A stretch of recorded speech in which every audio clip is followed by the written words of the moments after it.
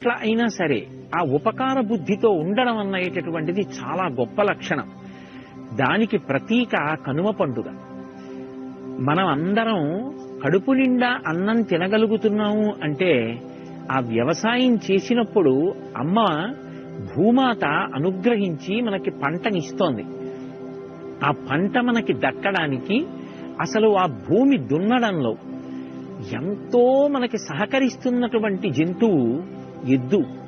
పైగా వేదంలో చెప్పబడినట్టుగా ఎద్దు యొక్క డెక్కల నుండి జాలువారినటువంటి అమృత బిందువులు భూమిలో పడినటువంటి కారణం చేత ఆ భూమి నుంచి పైకి పెరిగినటువంటి సస్యముల నుంచి వచ్చినటువంటి పంట కంటి సంబంధమైన వ్యాధులు రాకుండా మనిషిని కాపాడుతుంటుంది.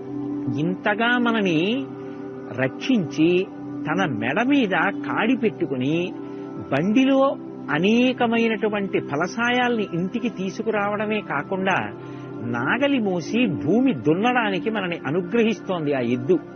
అందుకే ఆ ఎద్దు పట్ల ప్రత్యేకమైనటువంటి కృతజ్ఞతని ఆవిష్కరిస్తారు.